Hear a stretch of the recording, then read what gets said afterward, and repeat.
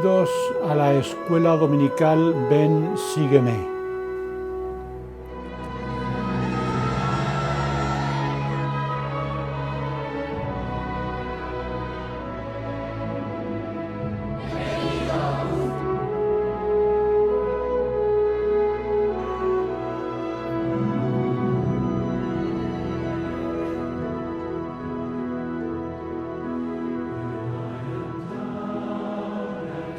El capítulo 26 de Tercer Nefi termina diciendo que a los que se bautizaron en el nombre de Jesús los llamaron la Iglesia de Cristo.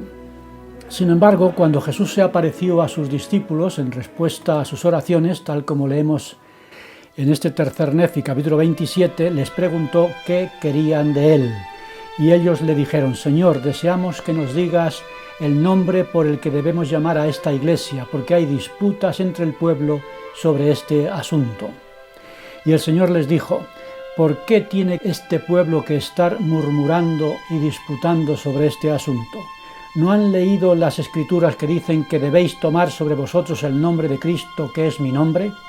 Porque por este nombre os llamarán en el postrer día. Por tanto, cualquier cosa que hagáis, la haréis en mi nombre, y daréis mi nombre a la iglesia, porque ¿cómo puede ser mi iglesia si no lleva mi nombre?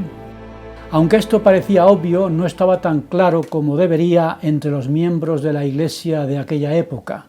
Pero no tenemos que extrañarnos nosotros, porque en nuestra época, en el año 1838, recibimos una revelación tal y como se registró en Doctrina y Convenios 115, que decía: así se llamará mi iglesia en los postreros días, la iglesia de Jesucristo de los santos de los últimos días. Sin embargo, también en nuestro caso hubo algunas diferencias de opinión entre los miembros de la iglesia cuando el presidente Nelson insistió en la Conferencia General de abril de 2020 en la necesidad de usar el nombre correcto y completo de la iglesia. Esta es la iglesia de Jesucristo. Él decretó exactamente qué nombre debería llevar su iglesia. Porque así se llamará mi iglesia en los postreros días, a saber, la iglesia de Jesucristo de los santos de los últimos días. Porque cuando eliminamos el nombre del Señor de su iglesia, inadvertidamente lo eliminamos a Él, como el enfoque central de nuestra adoración y nuestra vida. Y pidió que se dejaran de utilizar apodos, abreviaturas y nombres incorrectos, tales como mormones y santos de los últimos días o SUD. Y anunció, entre otros cambios, la utilización de un nuevo símbolo que represente a la Iglesia. Para ayudarnos a recordarle y para reconocer a la Iglesia de Jesucristo de los santos de los últimos días como la Iglesia del Señor, nos complace presentar un símbolo que representará el lugar central de Jesucristo en su iglesia. Ese símbolo, que figura dentro de una piedra angular, incluye el nombre de la iglesia. Jesucristo es la principal piedra del ángulo. En el centro del símbolo hay una representación de la estatua de mármol de Thorvaldsen, el Christus. Representa al Señor resucitado y viviente con los brazos extendidos para acoger a todo el que venga a Él. Este cambio me hace recordar una experiencia que tuvimos los coordinadores de seminarios e institutos de España y Portugal hace unos años. Tuvimos todos un consejo de capacitación en las Islas Canarias y allí estrenamos unas insignias que habíamos preparado para dar a los maestros de seminario y de instituto. Estas insignias tenían al ángel Moroni tocando la trompeta. Íbamos todos con la insignia en la solapa a nuestras reuniones en el hotel en el que estábamos hospedados, y en este hotel se celebraba un congreso de intérpretes de diferentes instrumentos musicales. Una mañana coincidimos en el ascensor con uno de los músicos de ese congreso, y cuando vio que todos llevábamos en la solapa la insignia de Moroni con la trompeta, nos preguntó: ¿vosotros tocáis la trompeta? Y como pudimos le explicamos quiénes éramos y por qué llevábamos lo que parecía un trompetista en la solapa. Supongo que es este tipo de confusión el que se trata ahora de evitar. Leemos en Tercer Nefi, capítulo 27, que en respuesta a las preguntas de los discípulos sobre el nombre por el que debían llamar a la iglesia, el Señor les dijo que su iglesia debía cumplir dos requisitos. Primero, debe llevar mi nombre, les dijo el Señor, y segundo, debe estar edificada sobre mi evangelio. Estas características identifican a la verdadera iglesia de Jesucristo y así se lo explicó el Señor. Es muy importante entender que es la iglesia de Jesucristo y de nadie más, para evitar que alguien intente hacerla suya como una propiedad familiar o cultural, o que otros la dejen porque se han desengañado de sus dirigentes en general o de cualquiera de sus miembros en particular. Y además la iglesia debe edificarse sobre el Evangelio de Jesucristo, no sobre las opiniones o interpretaciones de nadie, sea quien sea. Y para evitar el problema de confundir el Evangelio de Jesucristo con las enseñanzas de los hombres, en Tercer Nefi, capítulo 27, del versículo 13 al 21, Jesucristo mismo explica qué es su Evangelio de una manera sencilla que no requiera doctorarse en lenguas muertas ni en teologías profundas. En mi caso, hace unos años yo quise hacer la carrera de teología en una universidad de Madrid y me dijeron que antes de matricularme debería hacer varios cursos de filosofía como un requisito previo. El Señor explicó su Evangelio en pocas palabras, para no hacer necesaria una formación especial, como era mi caso. Él dijo que su Evangelio consiste en tener fe en Jesucristo, arrepentirse de los pecados, bautizarse en su nombre, recibir el Espíritu Santo y perseverar hasta el fin. Algo tan sencillo que algunos lo menosprecian. Pero este es el camino de la purificación necesaria para salvarse. En Tercer Nefi, capítulo 27, versículos 19 a 20, leemos: «Nada impuro puede entrar en el reino de mi Padre. Por tanto, nadie entra en su reposo sino aquellos que han lavado sus vestidos en mi sangre, mediante su fe y el arrepentimiento de todos sus pecados y su fidelidad hasta el fin. Y este es el mandamiento: arrepentíos y venid a mí y sed bautizados en mi nombre, para que seáis santificados por la recepción del Espíritu Santo, a fin de que en el postrer día os presentéis ante mí sin mancha», les dijo el Señor. Por eso, en Tercer Nefi 27, versículos 5 y 6, el Señor nos dice que debemos tomar sobre nosotros el nombre de Cristo, porque por ese nombre, dijo, seréis llamados en el postrer día, y el que tome sobre sí mi nombre y persevere hasta el fin, se salvará. Y añadió en Tercer Nefi, capítulo 27, versículo 9, «En verdad os digo que vosotros estáis edificados sobre mi Evangelio». Es interesante comprobar que a nosotros nos pide el Señor los mismos requisitos que a la verdadera iglesia de Jesucristo. Debemos llevar el nombre de Cristo y estar edificados sobre su Evangelio. Si yo tomo el nombre de Cristo con todo lo que esto significa y persevero en el cumplimiento de su Evangelio, difícilmente me apartaré de su iglesia, porque yo seré parte de ella y ella será parte de mí. Será como con el profeta Jeremías, que vemos en el Antiguo Testamento, que cuando vio que su predicación era inútil, porque todos se burlaban de él, exclamó: «Me persuadiste, oh Jehová, y fui persuadido. Más fuerte fuiste tú que yo y prevaleciste. Cada día he sido escarnecido, todos se burlan de mí. La palabra de Jehová ha sido para afrenta y escarnio todos mis días. Y dije: no me acordaré más de él, ni hablaré más en su nombre. Pero fue en mi corazón como un fuego ardiente metido en mis huesos, me esforcé por contenerlo, pero no pude».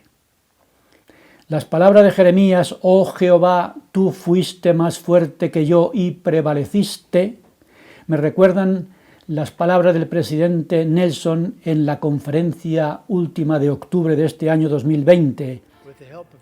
Con la ayuda de 2 eruditos en el idioma hebreo, aprendí que uno de los significados hebraicos de la palabra Israel es que Dios prevalezca. Que Dios prevalezca. Por lo tanto, el nombre mismo de Israel se refiere a una persona que está dispuesta a dejar que Dios prevalezca en su vida. Todos tenemos nuestro albedrío. Podemos elegir ser de Israel o no. Podemos optar por dejar que Dios prevalezca en nuestras vidas o no. Podemos permitir que Dios sea la influencia más poderosa en nuestras vidas o no. Y este punto de tomar el nombre de Cristo sobre nosotros y estar edificados sobre su Evangelio se afianza en 3 Nefi 27:27, cuando el Señor dejó muy claro que Él y nadie más que Él es el ejemplo a seguir y el modelo a imitar, cuando preguntó: ¿qué clases de personas debéis ser? Y Él mismo contestó su pregunta diciendo: debéis ser como yo soy. Nuevamente está claro sobre quién debemos apoyarnos para dirigir nuestra vida como miembros de la Iglesia de Jesucristo y ser capaces de perseverar en ella. Una cosa que puede ayudarnos a fortalecer nuestro testimonio y a perseverar en la Iglesia lo encontramos en 3 Nefi, capítulo 27, del 23 al 26, en que el Señor nos aconseja llevar un registro de nuestras experiencias espirituales. Las cosas, dice, que hayamos visto y oído. Todos tenemos experiencias que deberíamos tener presentes para vencer las tentaciones de abandonar la senda de los convenios, de la que nos han hablado en la conferencia general de este octubre de 2020. En el medio siglo que llevo en la Iglesia me he esforzado por llevar un diario de mi vida desde que en 1970 me encontré con los misioneros, recibí el Evangelio restaurado, me bautizaron y años después mi esposa y yo nos sellamos en el templo de Suiza. Al templo íbamos siempre en un largo viaje en autobús. Una vez nos pusimos de acuerdo varios matrimonios para ir juntos en avión, porque en aquella época nosotros teníamos ya a nuestro primer hijo, un bebé de pocos meses. Dejamos a nuestro hijo con mis padres y nos fuimos al aeropuerto de Madrid. Mi esposa y yo éramos los únicos miembros de la iglesia de nuestras familias. Mientras estábamos en el aeropuerto, dije a mi esposa: ¿sabes que si hubiera un accidente y muriéramos los dos, nuestro hijo se criaría fuera de la iglesia? Y si muriéramos los dos, se acabó los sueños que tenemos de transmitir nuestro testimonio a nuestros descendientes, porque ¿quién va a enseñar el Evangelio a nuestro bebé? Entonces llamé por teléfono a mi madre. Después de preguntar por nuestro hijo, le dije: mira, mamá, tú no digas nada, solamente escúchame. Escucha lo que te voy a decir. Si hubiera un accidente y nosotros muriéramos, mi madre dijo: pero hijo mío, ¿cómo dices esas cosas? Digo: mamá, no te preocupes, no pasará nada, pero si pasara, cuando el niño sea mayor, le das un libro que tengo en mi mesilla, que es mi diario personal. No pasó nada y seguimos vivos después de haber tenido 5 hijos más, pero después de hablar con mi madre me fui un poco más tranquilo, porque en aquel diario estaba la historia de mi conversión a la iglesia y mis primeras experiencias en ella. Ese diario sería la conexión necesaria para mi hijo con el Evangelio restaurado si nosotros faltáramos. Aquel diario era una sencilla libreta que después mandé encuadernar en piel y con letras doradas para dar honor a su contenido. Como digo, no era más que un cuadernillo, pero ahora ya es un libro encuadernado en piel. Después seguí escribiendo mi diario y hice lo mismo, hojas en blanco que encuaderné en piel y con letras doradas, para dar a las experiencias que contienen la importancia necesaria. Años después compré los diarios que se vendían en la iglesia y allí continué escribiendo mi vida. En la parte izquierda de la pantalla, detrás de la fotografía donde estamos mi esposa y yo cuando éramos jovencitos y guapos, tengo algunos de esos diarios en los que he registrado lo que he visto y oído en mis 50 años en la Iglesia. Recuerdo una experiencia de estas que he visto y oído cuando serví como obispo del barrio 2 de Madrid. Los maestros orientadores de un matrimonio que hacía tiempo que se había marchado de la Iglesia dieron el siguiente informe después de haber visitado a la familia. Dijo el maestro orientador: obispo, el esposo nos dijo que desde que dejaron la Iglesia están más tranquilos, pero que con gusto abandonarían esa tranquilidad a cambio de volver a sentir el gozo que tenían cuando estaban en la Iglesia con un testimonio.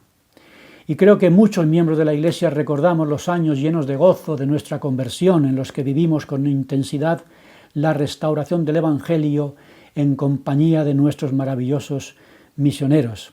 Recuerdo que mi esposa y yo, años después de nuestro bautismo, estábamos en nuestra casa y sonó el timbre de la puerta. Eran 2 misioneros nuevos que no habíamos visto antes en la rama. Les pedimos que entraran, se sentaron y empezaron a darnos, para nuestra sorpresa, la primera charla. Nos preguntábamos si sabían que nosotros ya éramos miembros de la Iglesia. No les dijimos nada y ellos siguieron. Y cuando nos relataron la primera visión, como parte de la charla, con las palabras de José Smith memorizadas por ellos, diciendo: y vi una columna de luz más brillante que el sol directamente arriba de mi cabeza, y esa luz gradualmente descendió hasta descansar sobre mí, citando a José Smith. El recuerdo de nuestra conversión descendió sobre nosotros como aquella misma luz de la primera visión, y de repente mi esposa y yo nos pusimos a llorar. Ese mismo gozo del que escribió Nefi, el discípulo de Jesucristo, en su registro de Cuarto Nefi, capítulo 1, versículo 16, hablando de su pueblo y del gozo que da el Evangelio, escribió: no podía haber un pueblo más dichoso. ¿Y qué produjo ese gozo? En Cuarto Nefi, capítulo 1, versículos 15 a 17, se describe una sociedad de Sión. No había contenciones, leemos, porque el amor de Dios estaba en el corazón de todos. No había envidias ni maldad alguna. Tenían en común todas las cosas y no había ricos ni pobres. Y estaban unidos en Cristo, participando del don celestial, siendo dignos de heredar el reino de Dios. Este es el ejemplo y el modelo a seguir por la Iglesia en nuestra época.